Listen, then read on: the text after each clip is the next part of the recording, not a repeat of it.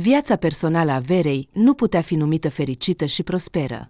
Da, desigur, ea se străduia din răsputeri să facă impresia că familia ei nu se deosebește cu nimic de celelalte familii obișnuite. Dar lucrurile nu stăteau deloc așa. Comportamentul soțului Verei lăsa de dorit în ultimii ani de viață comună. Semnalele de alarmă se auzeau și mai devreme, cu mult înainte ca Vera să înceapă să conștientizeze că Alexei s-a căsătorit cu ea exclusiv din cauza oportunității de a se stabili într-o situație mai bună. Da, poate că la început el a avut unele sentimente pentru ea, chiar a fost îndrăgostit și a făcut curte frumos, dar de îndată ce au apărut probleme în familie, care au dus la o scădere a bugetului, bărbatul s-a retras aproape complet. Alexei își petrecea din ce în ce mai mult timp liber în afara casei. În anii petrecuți în orașul străin, el reușise să-și facă prieteni și cunoștințe. Și dacă Vera nu-i spunea soțului niciun cuvânt, deoarece se temea de divorț, părinții ei îi sugerau constant că a venit vremea să rezolve problemele din familie și să o facă într-un mod ferm și fără compromisuri. El nu face nimic pentru familie, se plângea mama Verei, Alea Alexeevna, de fiecare dată când fiica ei se plângea de viața de familie. Cât va mai dura asta? Ați trăit ca vecini câțiva ani și nu văd sensul unei astfel de vieți comune. Nu înțeleg ce aștepți. Oricum, nu va fi mai bine. Divorțează-te de el și gata. Mai ales că și partea din bugetul familial care ar trebui să-ți revină ție și fiicei, el o cheltuie așa cum consideră de cuviință. Așa ceva nu ar trebui să fie. Alea Sergivna nu i-a plăcut deloc Alexei. Din prima zi de cunoștință, ea a simțit o antipatie față de el.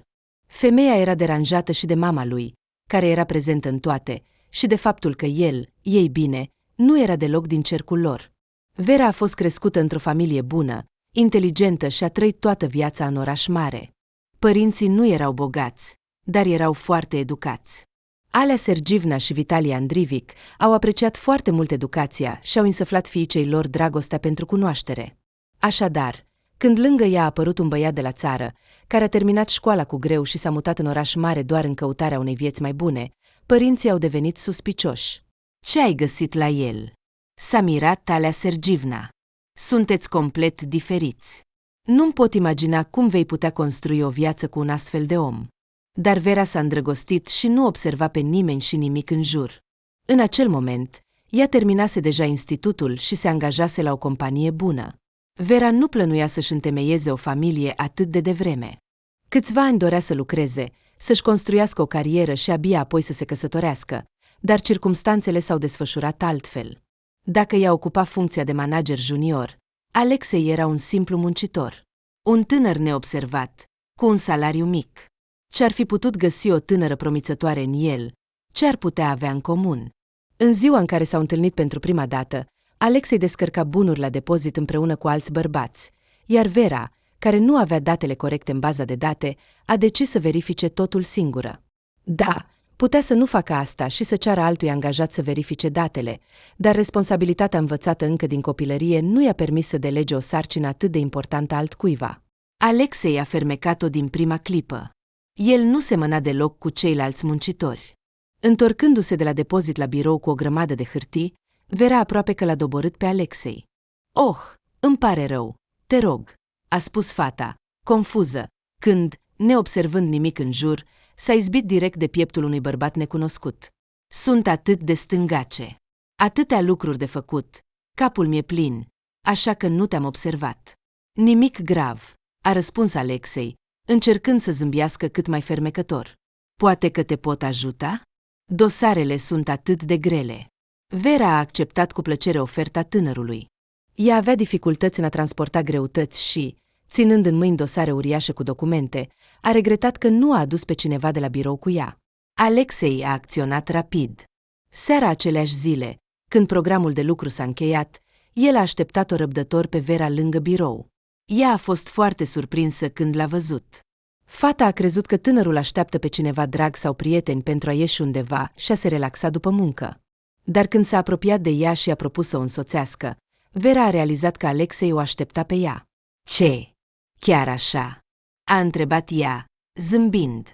"Nu voi ascunde, mi-ați plăcut," a răspuns el. "Și am decis să nu pierd timpul, dacă nu te deranjează."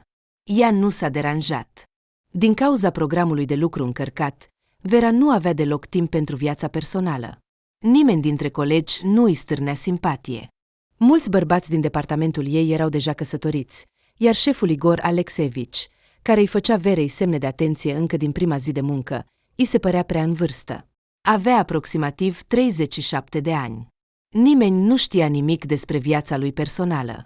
Uneori, se auzeau zvonuri neplăcute despre relațiile lui cu femeile. Desigur, acestea erau doar bârfe, fără legătură cu realitatea, răspândite de angajatele supărate și jignite pentru că un bărbat atât de dorit nu le-a răspuns cu aceeași monedă. De fapt, Igor Alexeevici era extrem de singur de mulți ani. Toată viața lui era dedicată exclusiv muncii, unde dispărea zile întregi, dar puțini știau despre asta. Așa cum se cuvine unui șef, el prefera să nu vorbească despre viața lui personală. Era extrem de neplăcut să asculte minciuni despre sine și nu dorea să agraveze și așa complicata și ambivalentă atitudine a colegilor față de el. Ce contează cum te privește și la ce face aluzie? Discuta Alea Sergievna, când Vera i-a povestit despre avansurile șefului. El nu te abordează deschis, nu-i așa? Ni. Ei bine, asta e tot. Lucrează-ți liniștită. Ce să mai zici? Bărbații se uită la tine. Trebuie să te obișnuiești, draga mea. Ești o fată frumoasă, tânără. Bărbații vor fi în jurul tău. E absolut normal. Nu e nimic special în asta. Nu te poți da la o parte acum. Vera, desigur, nu plănuia să renunțe la muncă. Semnele de atenție ale șefului o deranjau, dar în anumite momente a reușit totuși să-i transmită clar lui Igor Alexeevici că între ei nu pot exista relații. Când Vera s-a săturat de aluziile constante pe care șeful și le permitea de fiecare dată când ea intra în biroul lui pentru diverse probleme, Vera i-a spus deschis tot ce gândea. Igor Alexeevici, pentru mine, cum să mă exprim mai delicat, ești prea în vârstă, mă înțelegi. Așa că te rog insistent să încetezi să-mi faci semne de atenție. Cu alte cuvinte, eu sunt prea bătrân pentru tine, a precizat bărbatul. Nu am spus asta, a răspuns Vera, dar, înțelegi, pentru mine, în viziunea mea asupra lumii, astfel de relații sunt inacceptabile. Poate că alte fete gândesc diferit, dar eu așa consider și nu am de gând să renunț la punctul meu de vedere în niciun fel. Dacă vrei, pot să-mi dau demisia.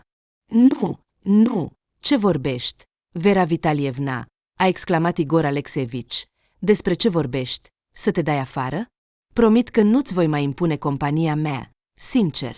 Dacă te deranjează, atunci nici eu nu am nevoie de asta. Așa că, în acel moment, Vera a fost foarte surprinsă de ea însăși. Nu se aștepta să poată să-i explice atât de clar și concret totul. Și nu s-a temut. Nu a avut frică să spună tot ce voia.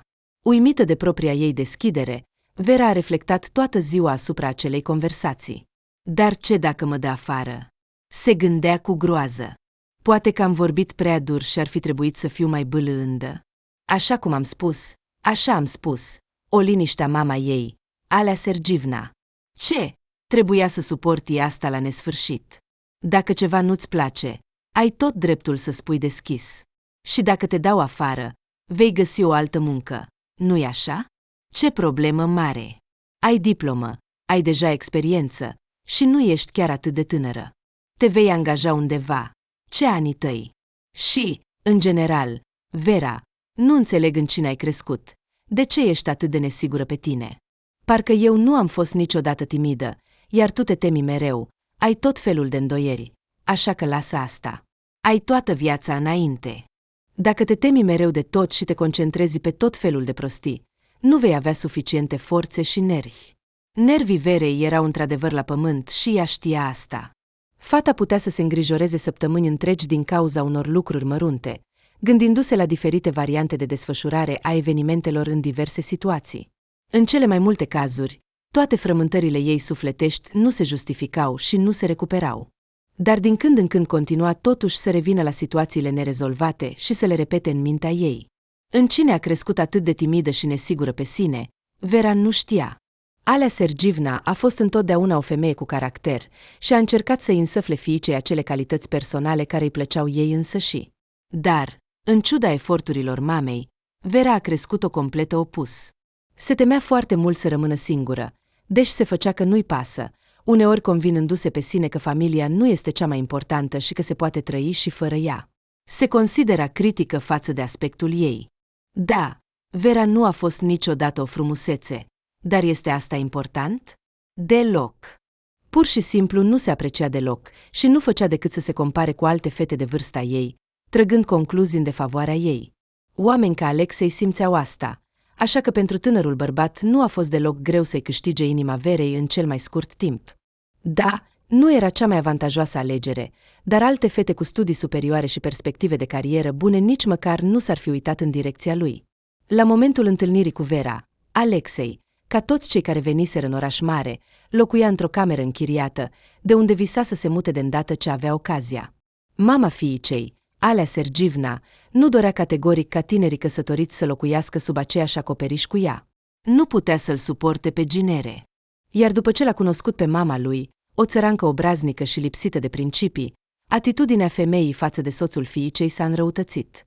Vitalie, trebuie să rezolvăm cumva această problemă, i-a spus ea după 2 săptămâni de la nuntă. Femeia a regretat că nu a avut curajul să vorbească cu soțul ei înainte ca Vera și Alexei să-și oficializeze relația. Ar fi fost mai bine pentru toată lumea dacă problema locuinței pentru tânăra familie ar fi fost rezolvată din timp. Dar Alea Sergivna nu putea găsi cuvintele potrivite. Femeia a observat că Vitalie Andrivic nu era atât de împotrivă căsătoriei Verei. Alea, de ce te-ai agățat de om? Discuta el. Nu toți se nasc oligarhii. Nici noi nu avem toalete de aur. Și nici nu visăm la ele, dar trăim bine, așa că vor trăi și ei. Da, familia lui Alexei este simplă, de la țară. El nu este nimeni și nu are nume. Dar Moscova nu s-a construit dintr-o dată. Poate că ei chiar se iubesc. Dar lasă-o pe Vera să decidă singură cu cine își va lega soarta. Dar ce iubire! Se plângea Alea Sergivna. Vrea să se instaleze în apartamentul nostru, iar apoi să se așeze pe gâtul nostru. E mai bine decât să muncească ca muncitor 12 ore. Știm noi astfel de mao din provincie. Am văzut. Ține minte cuvântul meu, că nu-i va păsa deloc de familie. Dacă Vera se va căsători cu el, va munci singură, iar el, de îndată ce va avea ocazia, se va întinde pe canapea și va povesti cât de greu este pentru un om simplu să-și facă viața fără bani, relații și educație. Vitalie Andrivic nu dorea să se certe cu soția, așa că prefera să evite astfel de discuții. Când Alea Sergivna își pierdea răbdarea și începea să vorbească fără oprire, încercând să-l convingă pe soț să influențeze fiica, bărbatul se referea la treburile urgente. Programul lui de muncă era neregulat, așa că soția nu bănuia că el o minte.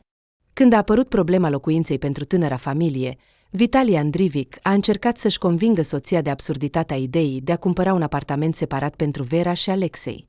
Dar tu spui că el o folosește și în același timp vrea să-i cumpărăm un apartament separat. Alea, nu te înțeleg. Mi se pare că este ilogic. Mai bine să trăiască sub ochii noștri, la vedere, așa să spunem. Vom putea controla ce se întâmplă în familia lor. Vitalie Andrivic a încercat să-i explice soției că așa va fi corect. Dar Alea Sergivna nu dorea categoric să locuiască cu ginerele sub aceeași acoperiș, iar bărbatul a trebuit să se conformeze și să cedeze. Numai că și Alexei nu era deloc încântat să se mute dintr-un apartament cu 4 camere într-o garsonieră mică și i-a spus deschis Verei când i-a spus că părinții au decis să le cumpere un apartament. Să trăim unii peste alții, discuta tânărul. Mulțumesc, am mai trăit așa, nu vreau din nou. Dar dacă avem un copil, ce facem atunci? Ne mutăm în bucătărie, nu-i așa? Acesta a fost primul semnal de alarmă la care Vera ar fi trebuit să acorde atenție, dar ea a trecut cu vederea cuvintele soțului, fără a le da vreo importanță.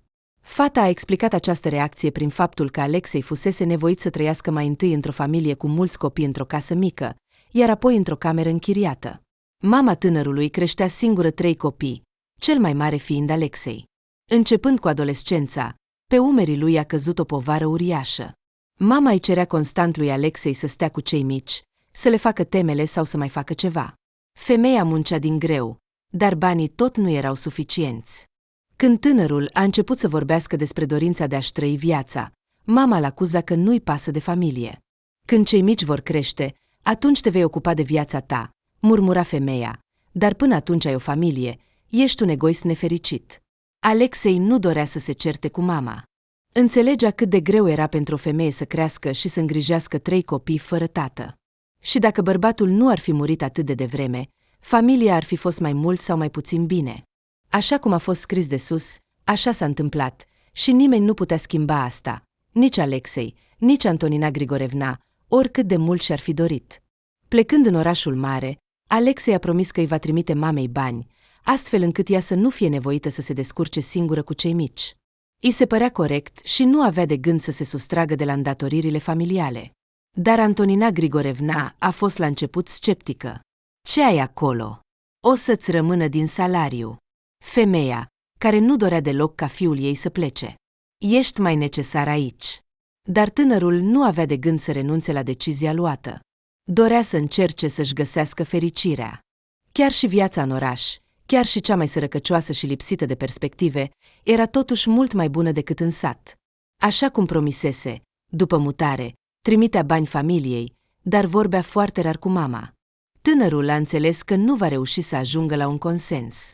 Femeia, prea agresivă față de Vera și familia ei, iar el nu avea de gând să se confrunte cu ei, mai ales când, după un an de la nuntă, Vera a început să avanseze în carieră.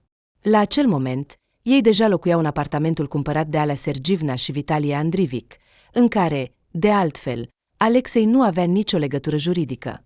Cumpărând o proprietate, părinții Verei au înregistrat-o pe numele lor, iar mai târziu au scris o donație pentru fiică. Lui Alexei nu i-a plăcut deloc această neîncredere din partea părinților soției, la fel cum nu i-a plăcut că ea nu l-a apărat în fața lor. Totuși, nu a vrut să facă un scandal din asta. Consecințele ar fi putut fi imprevizibile. Într-o conversație, tânărul a întrebat cu delicatețe de ce Vera nu a vorbit cu părinții ei. Ea considera că este necesar să se explice cu soțul, deoarece înțelegea că un astfel de comportament din partea mamei și tatălui ar putea să-l rănească. Dar nu depindea de ea. Alea Sergivna a spus imediat că apartamentul va fi cumpărat doar cu aceste condiții. S-a predat nouă. I-a răspuns Vera. Alexei, de altfel, nu vrea să se mute. Desigur, nu vrea, a răbufnit mama. Cum ar putea el să vrea să trăiască independent cu familia lui? Nu este același lucru cu a fi sub aripa părinților soției, care te hrănesc și te îngrijesc. Dacă nu mă înșel, el a decis să renunțe la muncă? I-a fost rușine să fie un simplu muncitor, nu-i așa? Înțeleg corect? Alexei a găsit într-adevăr un alt loc de muncă, dar exclusiv pentru a continua să trimită bani mamei, a cărei indignare nu ar fi avut limite dacă el ar fi încetat să o sprijine pe ea și pe frații și surorile mai mici. Nu avea de gând să-și găsească un loc de muncă mai bine plătit pentru familie, nici nu ar fi putut să facă asta, chiar dacă ar fi vrut. Nu avea nici educație, nici experiență, nici abilități valoroase cu care să atragă angajatori serioși. Schimbând orele de muncă pe lenjerie intimă, tânărul s-a angajat consultant într-unul dintre magazine. Programul era de schimb, iar el avea mai mult timp liber pentru a se odihni. Vera muncea din greu pentru a câștiga bani și a-și forma un fond de siguranță. Își dorea foarte mult un copil și plănuia să intre în concediu de maternitate în următorii ani. Igor Alexeevici, ale cărui sentimente pentru Vera nu s-au stins niciodată, a fost șocat când a aflat pe cine a ales să se căsătorească. Dar nu a avut curajul să comenteze acest eveniment. Bărbatul era obișnuit să-și țină cuvântul, ajutând-o pe Vera în avansarea pe scara profesională, arătând astfel atitudinea sa grijulie față de ea. După câțiva ani, Vera ocupa deja poziția de manager principal. Dintr-o tânără lipsită de experiență, s-a transformat într-o femeie adultă și serioasă, obișnuită cu viața independentă și cu munca grea. Alexei, pe de altă parte, continua să-și petreacă timpul în magazin, primind un salariu destul de modest, pe care îl trimitea integral la Antoninei Grigorievna. Alea Sergivna și Vitalie Andrivic au realizat de mult că ginerele nu are intenția de a realiza ceva în viață. Dar de fiecare dată când mama se revolta din acest motiv, încercând să o convingă pe fiică să divorțeze, Vera încerca imediat să schimbe subiectul conversației. Mamă, de ce tot insiști? Se revolta Vera. Banii. Îmi propui să împărțim bugetul familial, dar așa nu se face. Nu este uman. Tu și tata nu ați fi procedat niciodată așa. Iar mie îmi sugerez să-mi las soțul fără pantaloni. Tatăl tău s-a căsătorit cu mine nu pentru bani, răspunde Alea Sergivna, care nu înțelegea cum poate cineva să fie atât de orb. Comunicarea cu fiica o irita din ce în ce mai mult pe femeie. Se uita la Vera și se mira. Părea o adultă și o persoană bine realizată. Se gândea la ea însăși, serioasă și responsabilă. Dar când era vorba de acest neghiob, se comporta ca un copil. Tot timpul îl justifica, de parcă nu observa că el îi suge banii ca un aspirator și mai vrea să aibă și un copil de la el. Cu alte cuvinte, era anormal. Nu am alte cuvinte pentru a descrie situația. Alea Sergivna spera că într-o zi va veni momentul în care Vera va realiza cine este soțul ei și îl va da afară din casă. Și acest lucru s-a întâmplat, dar nu atât de repede pe cât spera femeia. Au trecut câțiva ani până la evenimentul fatal din viața familiei Verei. În acest timp, Alexei a reușit să câștige încrederea totală a soției, inclusiv în problemele financiare. Fără să asculte cuvintele mamei, Vera nu doar că nu l-a restricționat pe soț în cheltuieri, dar i-a oferit și acces la contul ei, astfel încât Alexei să poată plăti oricând tot ce avea nevoie. Soția era convinsă că el nu va cheltui niciodată un ban în plus. Alexei încerca să se comporte astfel încât Vera să aibă încredere în el. De aceea, o astfel de atitudine din partea ei față de soț era previzibilă. Și ce i-ar trebui lui, când are totul? Dar Alexei nu se gândea deloc că mai există mama, fratele și sora, care mai devreme sau mai târziu vor avea nevoie de mai mulți bani decât cei pe care le trimitea. Noile cereri au fost o surpriză totală pentru el, la fel cum a fost și pentru Vera trădarea pe care soțul a comis-o față de ea din această cauză. Alexei a pus-o pe soție într-o situație fără ieșire. Să ierte așa ceva nu ar fi putut niciodată, chiar dacă ar fi vrut foarte mult. Lioșa, înțelegi că fiica noastră este grav bolnavă și poate muri. Are nevoie de o operație urgentă. Acum mă ocup de o clinică din străinătate și în curând trebuie să dăm un răspuns. Poate că, în sfârșit, te vei desprinde de treburile tale importante și vei merge cu mine la spital.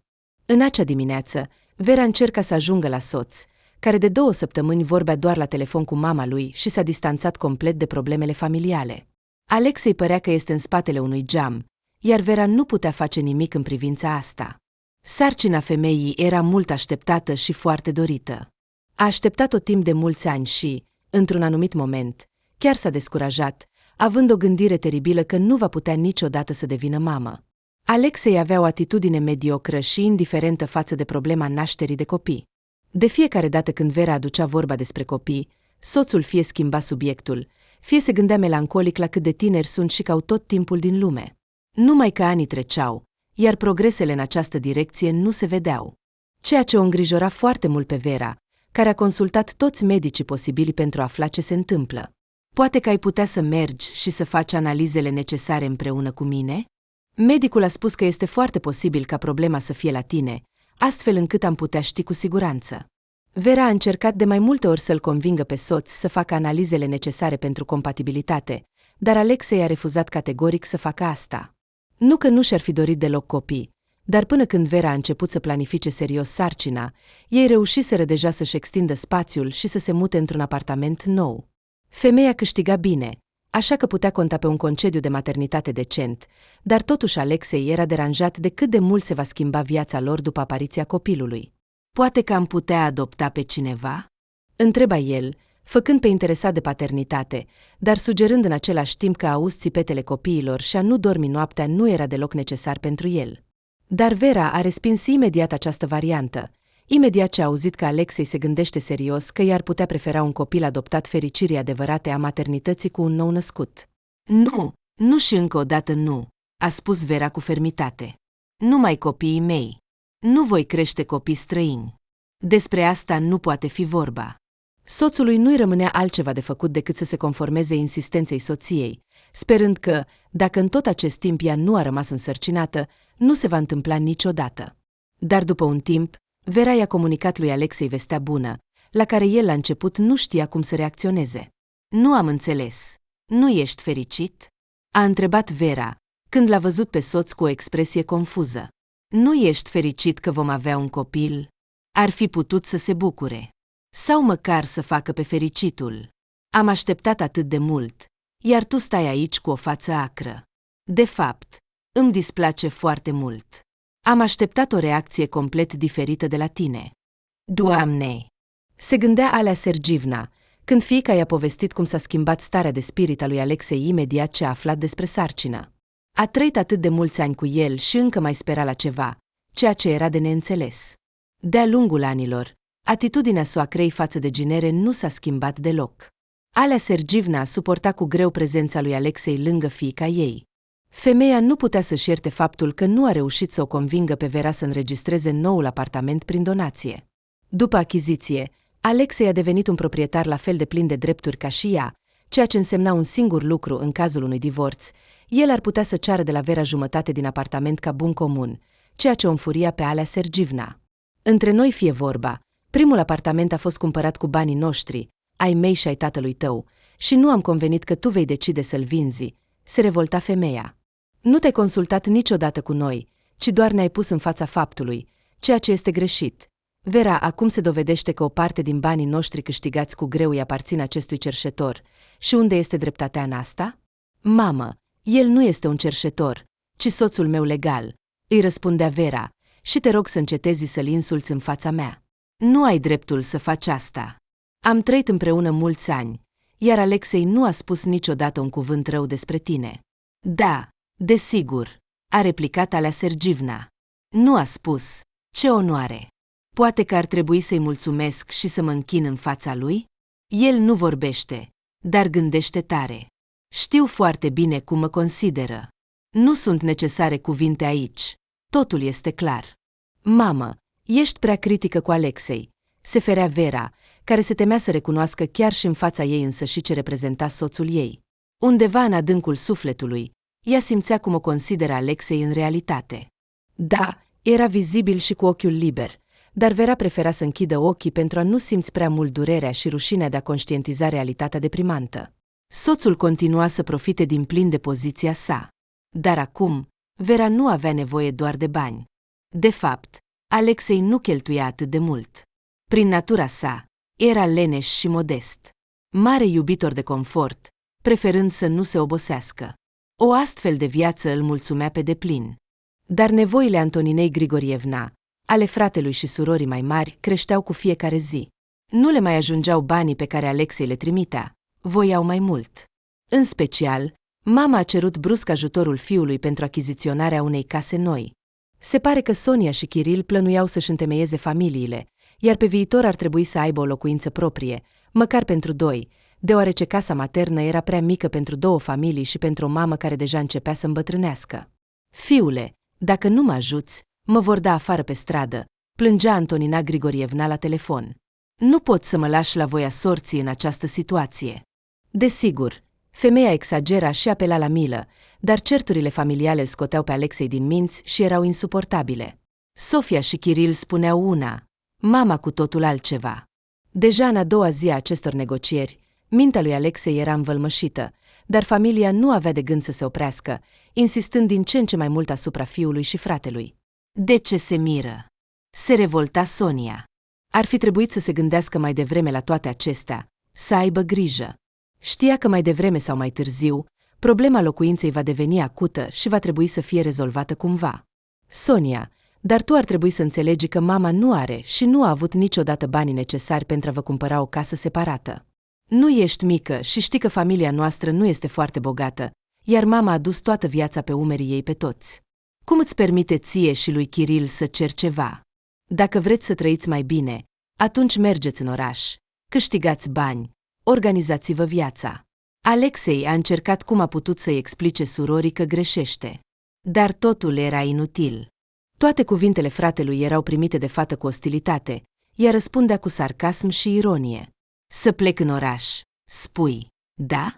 Răspundea Sonia. Asta ca tine, frate drag?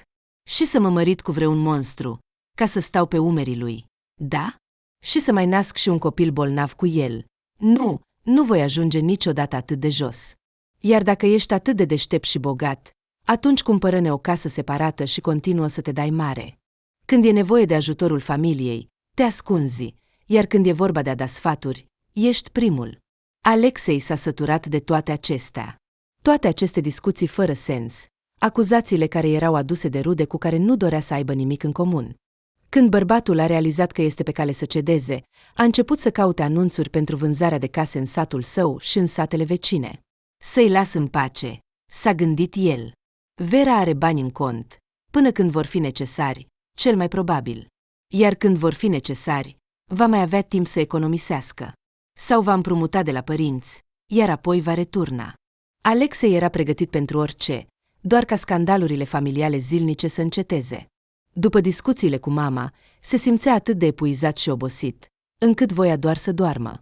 Despre fiica lui în acel moment nu se gândea deloc. Alexei era convins că în curând fetița nu va avea operația. Până se vor aduna analizele, până se va găsi un donator potrivit, va dura timp. Și deși Vera spunea că operația va fi efectuată în curând, Alexei nu prea credea în asta. A spus la fel și cu câteva luni în urmă, dar nu a reușit să se înțeleagă cu medicul sau cu clinica din străinătate. Va avea timp. Se gândea el, fără să realizeze că își privează fiica de banii pe care nu avea dreptul să-i folosească. Nu-i păsa. Doar să închidă subiectul cu mama, sora și fratele, iar apoi va găsi cuvintele necesare pentru a se explica soției.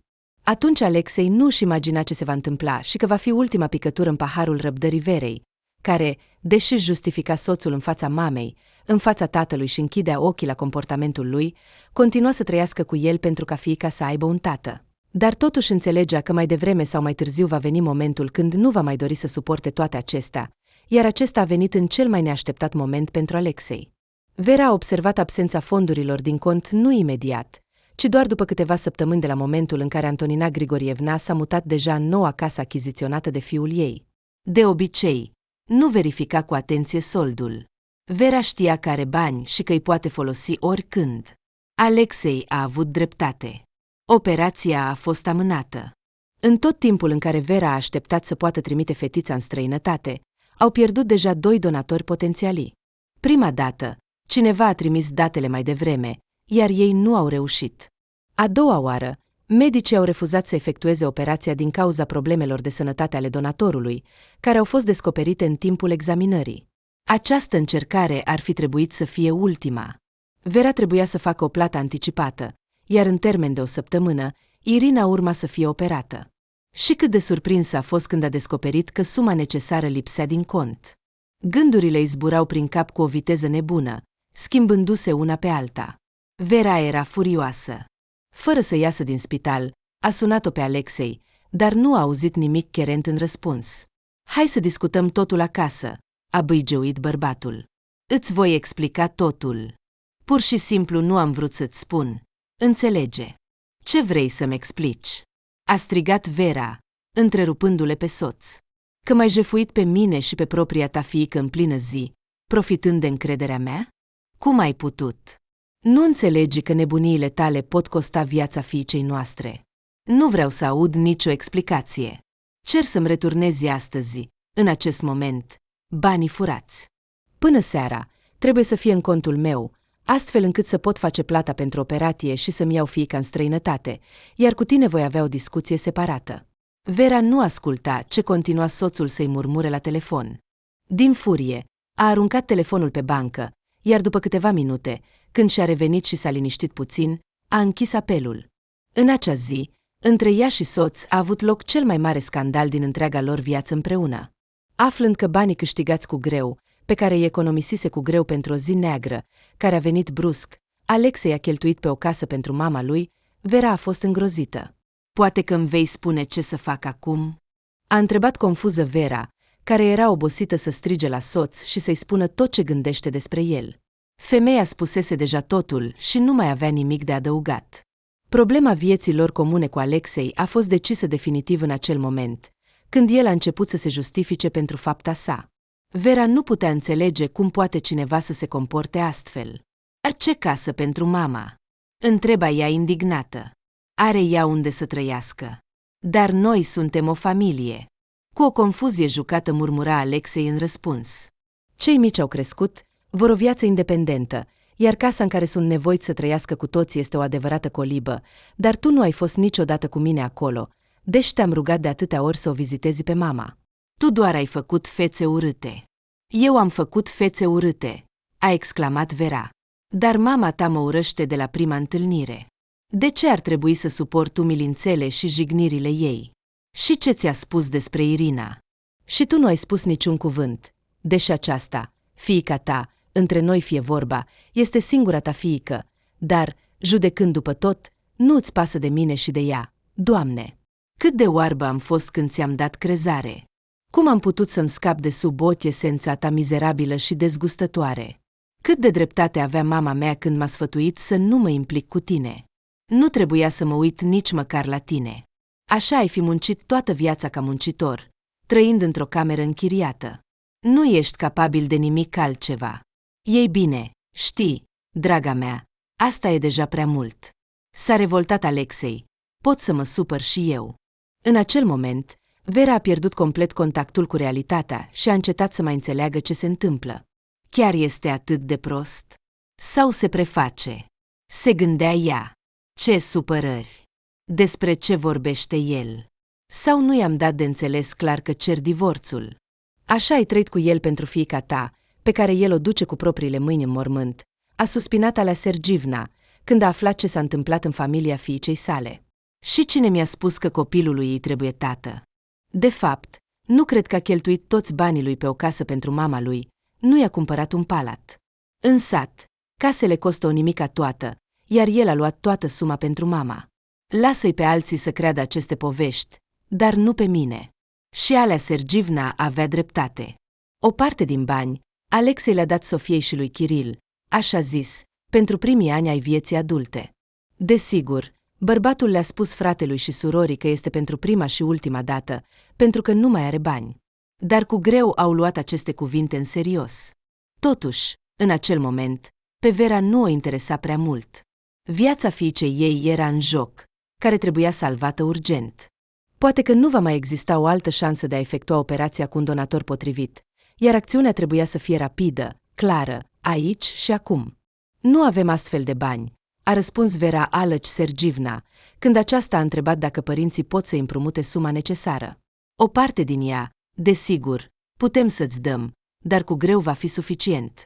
Nu vom reuși să vindem apartamentul atât de repede. A lua bani pe garanția lui înseamnă a ne condamna la robie. Trebuie să cauți alte variante. Vera nu știa ce să facă.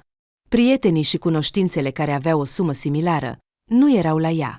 Da, cu câte puțin, ar fi putut aduna acești bani, dacă ar fi cerut, dar ar fi durat foarte mult timp, pe care Vera nu-l avea. Și ce ar fi dacă ai vorbi cu Igor Alexeevici? A întrerupt-o mama, întrerupându-i gândurile. Și să-i cer lui. Evident, cu împrumut.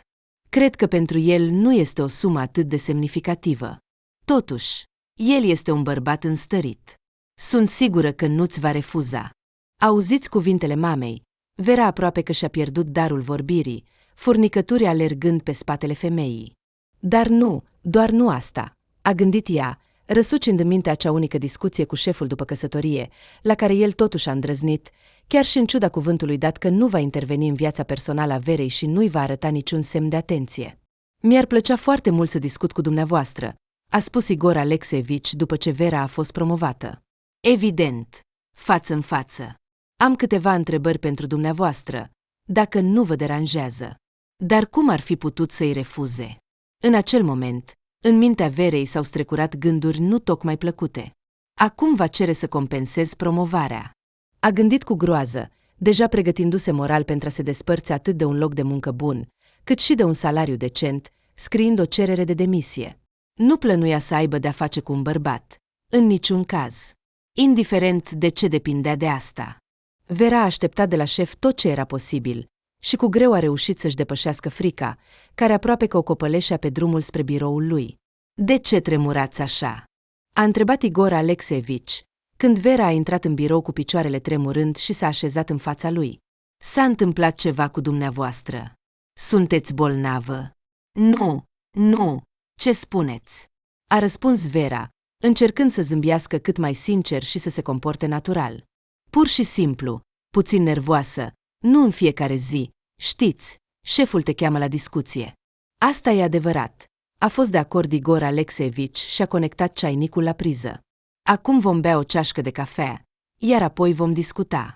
Doar promite-mi că nu te vei supăra dacă îți pun câteva întrebări, așa zis, de natură personală. Pur și simplu, ceva nu-mi dă pace și mi-ar plăcea foarte mult să știu cu siguranță, dacă este posibil, și nu te vei supăra.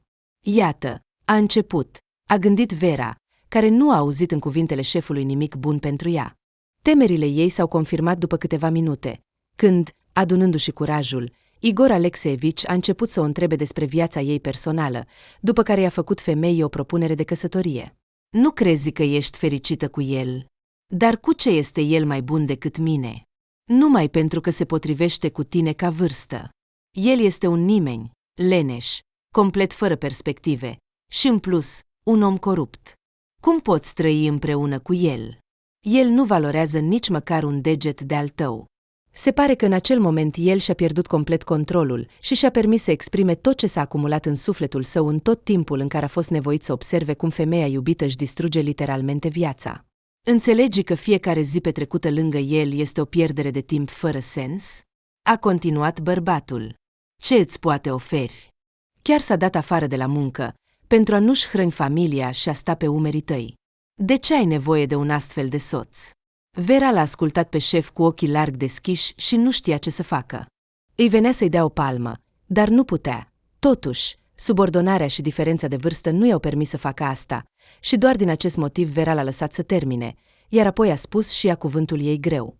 Igor Alexeevici, a spus Vera, strict, dar politicos, când șeful a terminat tirada sa. Se pare că ne-am înțeles că nu vei mai permite niciodată să te amesteci în viața mea. De asemenea, vreau să-ți amintesc că mi-ai dat cuvântul că nu vei mai face niciodată încercări de a te apropia de mine. Și ce se întâmplă? Cuvântul tău nu valorează nimic? Ai spus și ai uitat. Așa-i? Nu crezi că este nedrept față de mine? Vera a decis să-i reamintească șefului despre promisiunea pe care el însuși i-a făcut-o. Femeia pur și simplu nu vedea alt mod de a-l opri din elocuența lui și de a-i stopa deja nu doar aluziile ambig, ci și încercările deschise în direcția ei. Dacă ar fi început să-i vorbească urât și să-l apere pe Alexei cu spume la gură, ar fi izbucnit un scandal, iar în acel moment era foarte important pentru ea să-și păstreze acest loc de muncă, și nu doar pentru că aducea un venit bun. Vera, prin natura ei, a rămas o persoană timidă și retrasă, în ciuda faptului că a încercat din răsputeri să ascundă acest lucru. Nu dorea să se integreze în noua echipă. În cazul ei, demisia ar fi generat nu doar probleme financiare, ci și un stres emoțional și psihologic extrem de puternic, și nu avea absolut niciun chef să-și cheltuie economiile pentru a trăi, în timp ce va sta fără venit și va căuta un loc de muncă. În acea perioadă a vieții, ea economisea pentru concediul de maternitate, ceea ce era foarte important pentru Vera. De aceea, femeia a încercat, cât a putut, să atenueze colțurile ascuțite în discuția dificilă cu șeful și, din fericire, a reușit să facă asta. După câteva minute, Igor Alexeevici s-a corectat singur și și-a cerut scuze față de Vera.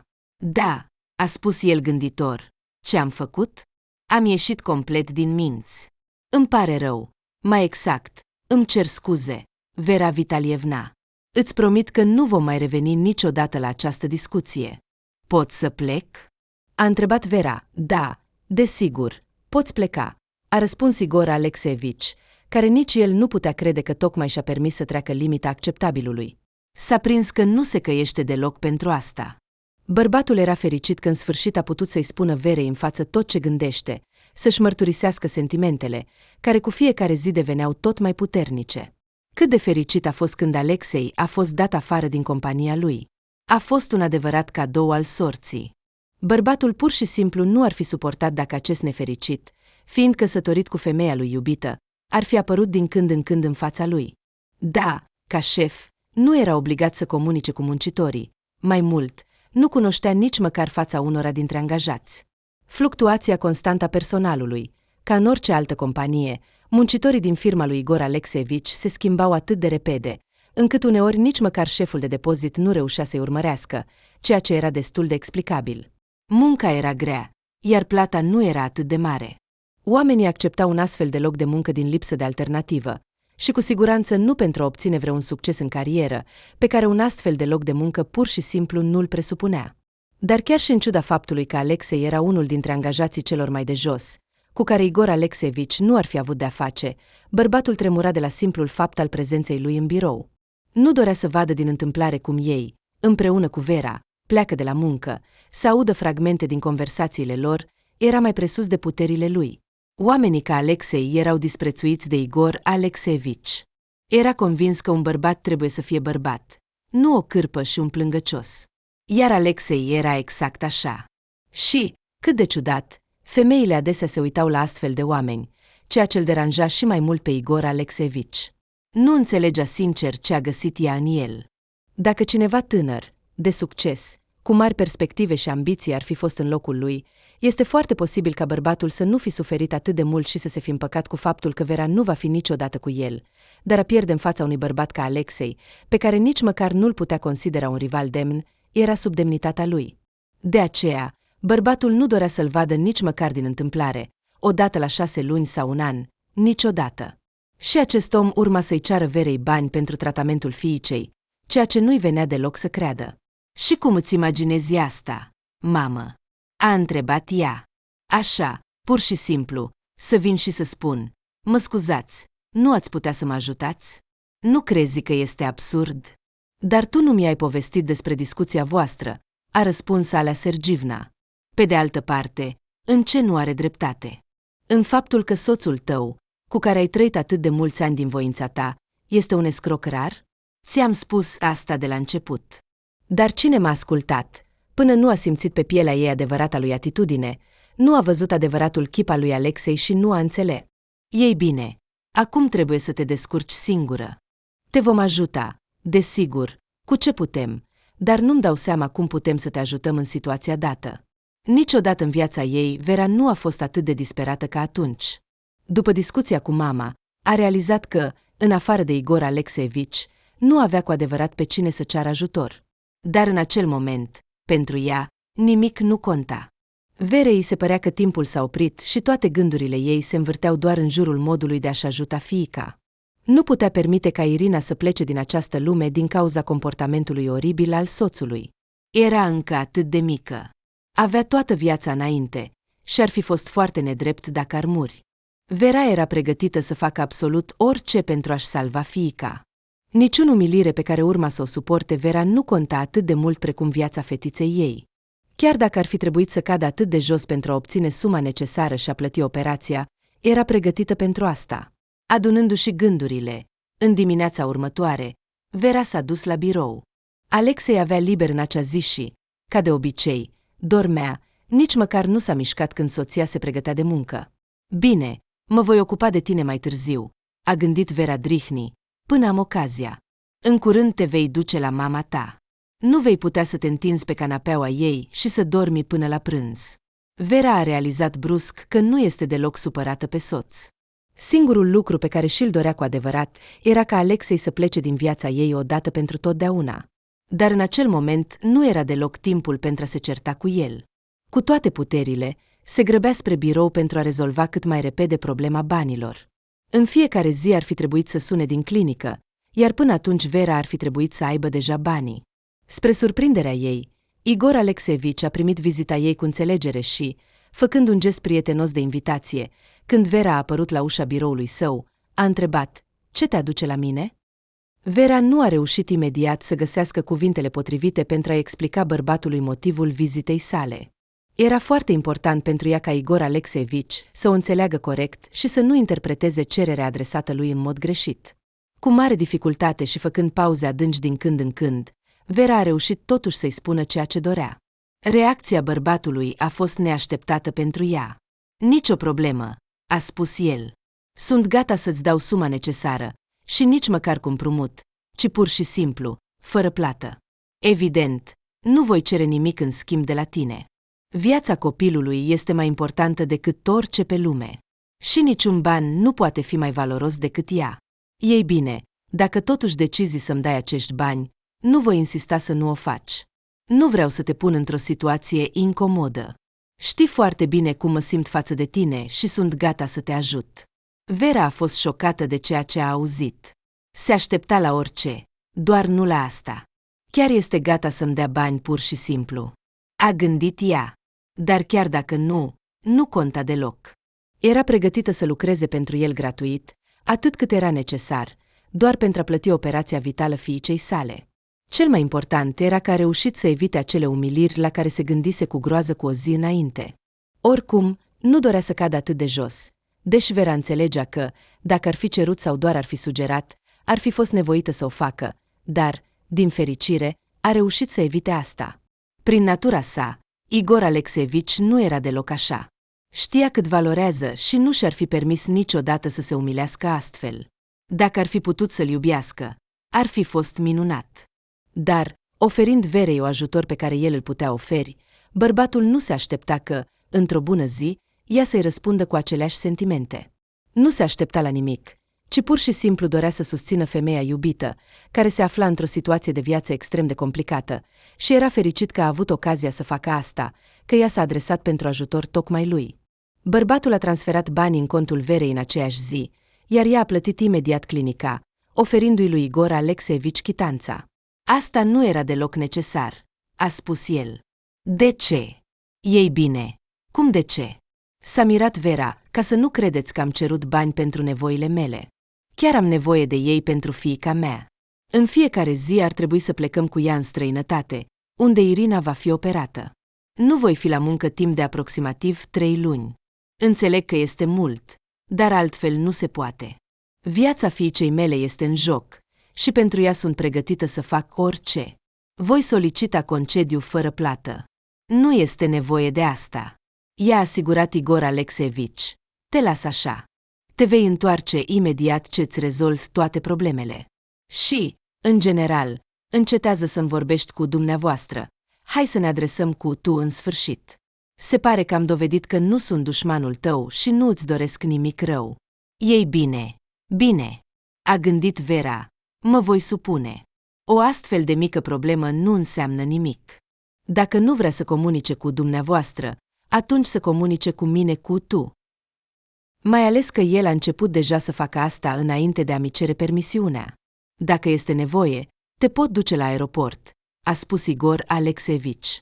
Și, în general, dacă mai ai nevoie de ajutor, nu uita să mă contactezi. Nu te sfii, te voi ajuta întotdeauna cu ce pot și voi face tot ce depinde de mine pentru ca ție și Irinei să vă fie bine. Dar asta era deja prea mult. A trecut prin mintea Verei și, refuzând politicos, invocând faptul că tatăl o va duce la aeroport, femeia i-a spus la revedere lui Igor Alexeevici și a părăsit biroul său. Vera dorea foarte mult să ajungă acasă înainte de plecare pentru a discuta situația cu mama. O îngrijora poziția în care se afla. Vera se temea că asta ar putea degenera într-un lucru mai mare, ceea ce în acel moment nu dorea deloc. Dar mama a întors imediat discuția spre Alexei, întrebând-o pe fiică ce intenționează să facă mai departe cu soțul ei neglijent.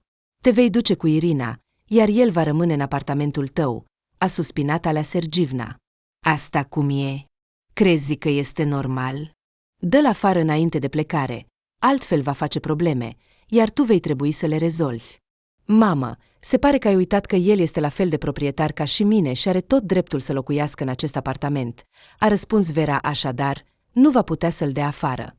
Dar când mă voi întoarce, mă voi ocupa cu siguranță de el. Am o idee, dar pentru a o pune în aplicare, va trebui să ne găzduiți pe mine și pe Irina. Nu sunteți de acord, tu și tata, dacă voi locui la voi o vreme? Nu suntem de acord. S-a mirat Alea Sergivna. Cum am putea fi împotrivă? Este și apartamentul tău, la fel ca și al nostru. Desigur, veniți și locuiți cât este nevoie.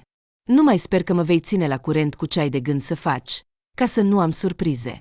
Desigur, îți voi spune totul, a răspuns Vera, dar acum trebuie să plec acasă să-mi adun lucrurile. Alea Sergivna era sincer fericită că fiica ei a realizat în sfârșit și era gata să o ajute în tot. Femeia spera că, după întoarcerea din străinătate, Vera va începe imediat procesul de divorț. Exact aceste planuri le avea și ea, care nu a vrut să intre în detalii, deoarece nu mai era timp pentru discuții cu mama. Vom discuta totul mai târziu, a spus Vera, deja stând în ușă. Totul va fi bine. Când a ajuns acasă pentru a-și aduna lucrurile ei și ale fiicei, Alexei nu era în apartament. Probabil, s-a odihnit și a plecat din nou să se plimbe cu prietenii lui. A gândit ea, poate, era și mai bine. Cel puțin se va putea aduna liniștită fără el și fără întrebări suplimentare. Vera nu intenționa să-i spună soțului că pleacă cu fiica. A decis că, dacă el nu va veni acasă să doarmă, ceea ce era foarte posibil, având în vedere tensiunea relațiilor lor, atunci dimineața pur și simplu va pleca și îi va lăsa o notă. Dacă totuși se va întâlni cu el, atunci dimineața va încerca să plece cât mai silențios, pentru a nu-l trezi. Vera știa că soțul ei avea câteva zile libere la rând, așa că era puțin probabil să se trezească devreme. Alexei dormea întotdeauna foarte profund, iar în zilele de weekend era imposibil să-l trezești cu un zgomot ușor dimineața și cu pregătirea micului dejun în spatele ușii închise. În acea seară, Alexei nu a venit acasă, ceea ce era complet de așteptat. Dimineața, Vera s-a dus la spital pentru fiica ei, iar de acolo, direct la aeroport. Biletele le-a cumpărat pe drum, iar camera de hotel a rezervat-o pe parcurs. Din fericire, erau locuri libere. Femeia nu dorea deloc să mai rămână o zi și să se întâlnească cu soțul. Era fericită că el nu a venit acasă. Toate explicațiile le-a lăsat pentru mai târziu, deși nu vedea niciun sens în ele, deoarece deja îi spusese lui Alexei tot ce dorea. Dar îi aștepta procesul de divorț și împărțirea bunurilor comune. Ce proastă am fost când am înregistrat noul apartament în proprietate comună cu el, a gândit ea. Dar a corecta situația era deja imposibil. Prea târziu. Găsind o notă pe masă, Alexei a fost foarte surprins și imediat a sunat-o pe Alea Sergivna, care, cu reluctanță, a răspuns la apelul ginereului, cu care nu avea deloc dorința de a discuta. În ce clinică a dus-o, fiica? A întrebat bărbatul, imediat ce a auzit alo de la soacra sa la celălalt capăt al firului. De ce nu m-ai avertizat? Ce fel de auto-întreprindere este asta? Poate că ea ar fi trebuit să-ți ceară permisiune? A răspuns Alea Sergivna, care nu intenționa să fie drăguță cu ginerele și considera că are tot dreptul să-i spună tot ce gândește despre el. Tu ai jefuit-o, ai luat toți banii, ai pus în pericol viața fiicei și îți mai ajunge tupeul să mă suni și să-mi pui astfel de întrebări? Cum îți mai poate întoarce limba? Alexei, coboară-te, în sfârșit, pe pământ, revino la realitate. Este pur și simplu de necrezut. Să iei atât de mulți bani din contul soției tale și să încerci să-i dictezi ce să facă. Te-ai făcut de râs, dar nu-i nimic. După divorț, vei învăța să trăiești ca toți oamenii normali. Nu vei mai avea hrana Verei lângă tine și va trebui să muncești, prietene, împreună cu mama ta, care și-a construit propria casă pe seama fiicei mele, și nu doar atât. După aceste cuvinte, Alea Sergivna a închis telefonul, iar Alexei a intrat imediat în banca mobilă pentru a verifica dacă are acces la cont. Și cât de mare a fost dezamăgirea lui când a văzut că Vera i-a închis contul. Cum așa? A exclamat el indignat. Ce voi face acum? Cu ce voi trăi timp de 3 luni, până se întoarce? Desigur, Alexei, ca de obicei, își trimisese toată salariul mamei, iar el rămăsese fără niciun ban. A suna la Vera s-a dovedit a fi o activitate extrem de inutilă și fără perspective. Femeia nu răspundea la telefon. Iar când Alexei a început să o sune cu insistență, ea l-a trecut complet pe bărbat pe lista neagră. A înțeles asta din lungile semnale de ocupat care răsunau la celălalt capăt al firului timp de o oră întreagă. Alexei nu avea altceva de făcut decât să sune mama și să-i ceară să-i trimită măcar puțini bani până la salariu și să-i spună că nu va putea să-i trimită întreaga sumă din următoarea leafă, deoarece avea nevoie să trăiască. Dar în loc de ajutor, a primit un refuz. Fiule, ce ai pățit? S-a mirat Antonina Grigorevna. Eu am cheltuit aproape tot. Când ai avut salariul? Acum aproximativ 3 săptămâni, dacă memoria nu mă înșală. Eu trăiesc deja destul de modest, mi-au mai rămas bani doar pentru mâncare. Dar ce s-a întâmplat? Mamă, trebuie să vorbim foarte serios, a spus Alexei. Trebuie să-ți spun ceva important. S-a întâmplat ceva, fiule. S-a îngrijorat Antonina Grigorevna. Îți aud vocea și nu pare deloc bună. Da, mamă, s-a întâmplat. A suspinat bărbatul și a povestit tot ce s-a întâmplat. Dar în loc de sprijin, Alexei a primit o porție de acuzații și reproșuri. Ce legătură am eu cu asta? A întrebat Antonina Grigorevna. Eu ți-am jefuit cumva soția? Ni. Și fără bani. Deci, voi sta? Fiule, mi se pare că asta nu e corect. Mamă, mă auzi? S-a revoltat Alexei. Înțelegi că Vera plănuiește să divorțeze de mine? Acum va trebui să trăiesc din salariul meu, nu voi putea să-ți trimit tot ce câștig, ca înainte, în fiecare lună, înțelegi? Discuția cu Antonina Grigorevna a fost complet inutilă. În tot timpul comunicării lor, Alexei a avut o senzație clară că vorbește cu un zid. Femeia era prea obișnuită să-și transfere problemele asupra fiului și nu era pregătită să renunțe la acele, deși nu foarte mari, bunuri pe care Alexei le asigura. Nu-și imagina cum va trăi dacă fiul va înceta să o sprijine financiar. Tot ce se întâmpla nu se încadra în mintea ei. Dar nu ai încercat să te împaci cu Vera? A întrebat ea, când Alexei a încercat din nou să explice că, după divorț, toți vor trebui să-și schimbe stilul de viață. Antonina Grigorevna, de exemplu, ar trebui să-și găsească un loc de muncă. Deși trăia în sat, femeia avea câteva oportunități de a câștiga puțini bani. Pur și simplu, după atâția ani, se dezvățase să lucreze. În plus, își justifica lenea prin oboseala de la viață, amintindu-i mereu fiului că l-a crescut pe el, pe frate și pe soră singură, fără ajutorul nimănui. Kiril și Sonia s-au relaxat complet. După ce au avut ocazia să trăiască separat de mamă, organizau regulat petreceri. Desigur, niciunul dintre ei nu se gândea la formarea unei familii. Pur și simplu au crescut. Le-a devenit prea strâmb să locuiască cu mama sub același acoperiș, iar cu Antonina Grigorevna, care avea un caracter complicat și obiceiul de a controla și supune pe toată lumea, nu puteau să-și permită prea multe. Despre ce împăcare vorbești, mamă? S-a mirat Alexei. Vera nu-mi va ierta niciodată banii furați. Da, la început am crezut și eu că totul se va rezolva, dar nu. După plecarea soției, Alexei a realizat realitatea cu care s-a confruntat față în față și a început să se gândească la ce locuință va putea să-și cumpere după vânzarea apartamentului. A locui sub același acoperiș cu mama nu era deloc în planurile lui, așa că nu intenționa să se întoarcă în satul natal, iar locurile de muncă acolo erau puține. Dacă o femeie singură, care nu mai avea nevoie de nimic de la viață, cum ar fi Antonina Grigorevna, putea găsi un loc de muncă în apropiere, tinerii nu aveau ce căuta acolo. Câteva săptămâni înainte de sosirea soției, bărbatul nu făcea altceva decât să se gândească la cum să discute calm cu Vera despre tot. Nu se aștepta ca ea să rămână atât de mult timp în străinătate. Ciudat! S-a gândit el, când soția, așa cum plănuise, nu s-a întors la termenul stabilit împreună cu fiica. Poate că ceva nu a mers bine. De fapt, nu. Operația a decurs cu succes, iar timpul pentru recuperare și reabilitare pe care Vera plănuise să-l petreacă împreună cu fiica în străinătate a fost suficient. Așa cum era de așteptat, după transplant a trecut aproximativ 3 luni. Irina putea să se întoarcă acasă împreună cu mama, dar Vera nu a vrut să se întoarcă atât de repede în oraș. De la momentul externării au trecut doar câteva zile, iar femeia nu avea nimic împotrivă să se plimbe prin împrejurini, să meargă la câteva excursii și să petreacă timp singură cu fiica ei, în același timp având parte de liniște. Aceasta era exact ceea ce avea nevoie în acel moment. A sunat pe Igor Alexivici și i-a spus că se va întârziat. Femeii era pur și simplu necesar să se odihnească, să conștientizeze tot ce s-a întâmplat în viața ei, să se adune și să reflecteze. Desigur, Vera, a răspuns Igor Alexivici, ascultând-o pe femeie și cererea ei.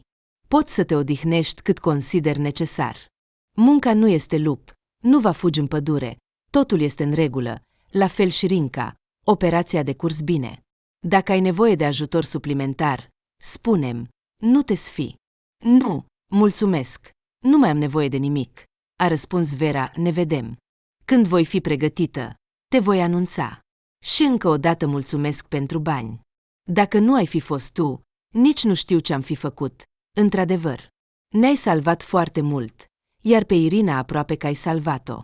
Vera a petrecut în străinătate încă aproximativ 2 săptămâni, iar în acest timp a reușit să se odihnească bine și să reflecteze asupra tuturor. S-a întors acasă cu o stare de spirit bună și imediat a început să rezolve problema divorțului. Nu mi-ai spus înainte de plecare ce ai gândit, i-a amintit fiicei Alea Sergivna. Acest escroc, soțul tău, trăiește deja de 4 luni singur în apartamentul tău. Nu cumva îi vei da jumătate la divorț? Vera a reflectat mult la ce ar fi mai bine să facă și, în cele din urmă, a renunțat la planul inițial. Femeia dorea să închirieze pe cineva partea ei din apartament, pentru a-i asigura lui Alexei o vecinătate neplăcută și a încercat să obțină o parte mai mare din locuință, dar s-a răzgândit. Ideea, de altfel, nu este rea, a spus Alea Sergivna. Dacă aș fi în locul tău, aș proceda exact așa. Nu va putea vinde jumătate din apartament. Cine are nevoie de ea? Având în vedere că cealaltă jumătate va continua să-ți aparțină, mamă, de ce să mă complic cu aceste mărunțișuri? A răspuns Vera, m-am gândit și am decis că nu merită. Dar, să zicem, dacă voi închiria pe cineva acolo, eu voi locui temporar la voi, dar el are dreptul să dicteze condițiile. Dacă ceva nu-i va conveni, mă voi chinui să merg acolo și să mă înțeleg cu poliția. În cele din urmă, mai devreme sau mai târziu, îi va deveni și lui plictisitor și îmi va deveni și mie plictisitor. Și tot vom împărți acest apartament în instanță. Nu văd sensul să-mi vând partea, pentru că, așa cum ai spus tu, cui mai trebuie? Și, de asemenea, din punct de vedere financiar, vânzarea jumătății apartamentului, adică a unei camere, este mai puțin profitabilă decât vânzarea întregului apartament. Va ieși mai ieftin. Am calculat totul. Ideea este bună și eram chiar pregătită, după cum îți amintești, să o pun în aplicare la întoarcere, dar va dura prea mult timp și efort, iar eu nu am nevoie de asta. Vreau să-l șterg din viața mea și să fac asta cât mai repede, astfel încât să nu mă mai lege nimic de acest om. Nu voi solicita nici pensie alimentară, ce ar putea să-mi plătească. Niște mărunțișuri, pe care le voi prinde la el cu mare greutate, dar de ce am nevoie de toate acestea? Eu sunt de vină pentru că s-a ajuns aici. Ar fi trebuit să înțeleg mai devreme ce fel de om este. Mi-ai spus asta de mai multe ori, Igor Alexivici, iar eu am fost ca o nebună, pe scurt. Ei bine, voi răspunde pentru prostia mea. Ce să mai fac acum? Igor Alexivici, i-a făcut cu ochiul fiicei Alea Sergivna. Îmi amintesc ceva. Mai devreme vorbeai despre el într-un context complet diferit. Vera, ce s-a întâmplat cu tine? Parcă ai fost înlocuită. Se pare că ai zburat în străinătate nu pentru a o trata pe Irina, ci pentru tine. Oh, mamă, destul, a spus Vera, dând din mână. Hai să lăsăm aceste aluzii. Eu însămi nu am înțeles încă cum mă simt față de el după ajutorul neprețuit pe care mi l-a oferit mie și fiicei mele. Acum trebuie să am o discuție serioasă cu Alexei. Trebuie să punem toate punctele pe ei și să ne despărțim ca oameni maturi și raționali, iar apoi voi rezolva toată viața mea ulterioară. Când Vera a ajuns acasă, în apartamentul pe care urmau să-l împartă cu Alexei în procesul divorțului, bărbatul nu era acasă. A venit doar seara și s-a mirat foarte mult să-și vadă soția. Mă gândeam că nu te mai întorci deloc, a spus bărbatul. Parcă plănuiai să vii mult mai devreme. Și în tot acest timp nu m-ai sunat niciodată. Nu mi-ai scris. Poate că ai stat cu receptorul lipit de ureche și ai așteptat să te sun, a răspuns Vera sarcastic. Ei bine, ai fi putut să nu fii atât de nepoliticoasă. Cum a fost călătoria? Cum e Irina? Irina este bine. Pot să nu te îngrijorezi. Deși, sincer, nu cred în îngrijorările tale. Îți pasă de toți, de mine, de fiică, de toți, în afară de tine.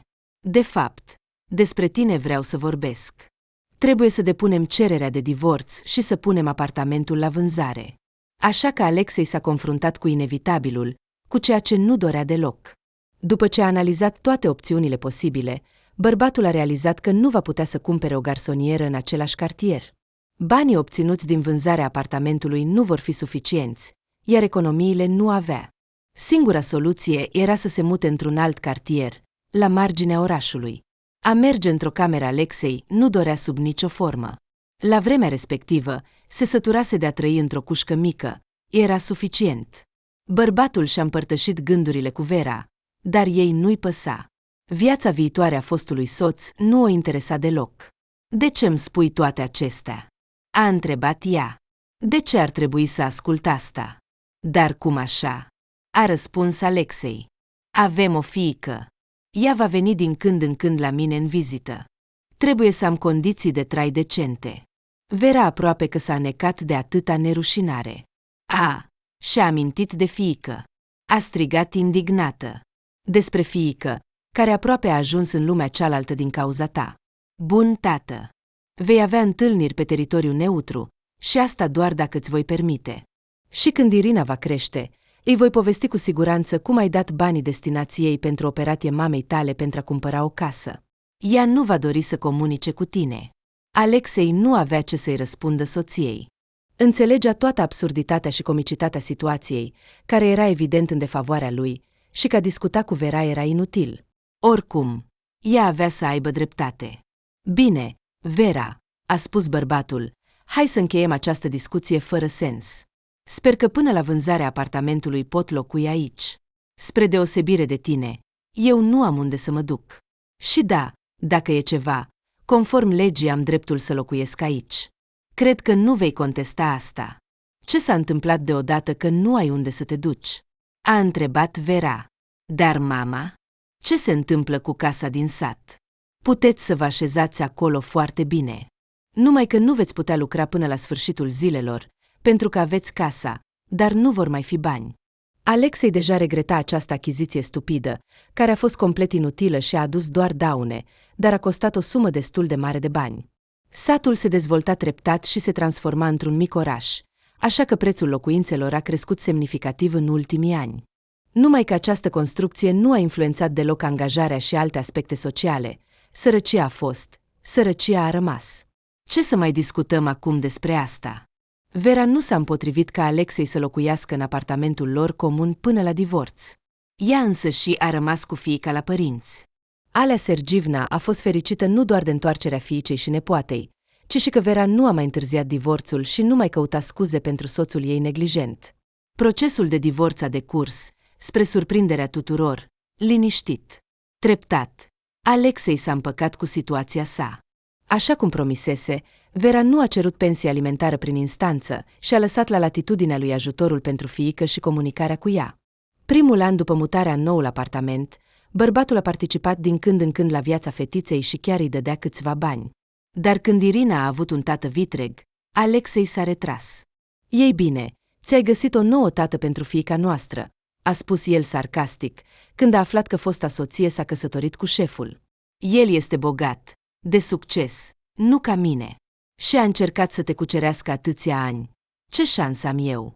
Da, Igor Alexivici s-a dovedit a fi un tată bun atât pentru Irina, cât și pentru fiul care s-a născut cu un an după căsătoria cu Vera. Femeia regreta că a fost atât de sceptică față de el și că nu i-a acordat atenția cuvenită. La un moment dat, în tinerețe, Igor și-a pierdut iubita. Moartea Vichiei a fost o adevărată tragedie pentru el, pe care nu a reușit să o depășească. Ce mult îi semăna Vera! Din prima zi a înțeles că destinul îi oferă o a doua șansă, dar pentru dragostea lui, Igor a trebuit să lupte. Așteptând mulți ani și observând încercările prin care a trecut Vera în căsătoria eșuată, totul s-a dovedit a fi nu în zadar. Diferența de vârstă nu le-a împiedicat să construiască o familie puternică, iar Vera a încetat în sfârșit să-și asume toate responsabilitățile, încredințând povara responsabilității familiale soțului, care a fost fericit să devină pentru oamenii săi dragi persoana pe care se pot baza întotdeauna și în tot. Exact acest bărbat i-a lipsit ani de zile. A realizat asta abia după ce a văzut ce înseamnă cu adevărat grija, dragostea și sprijinul.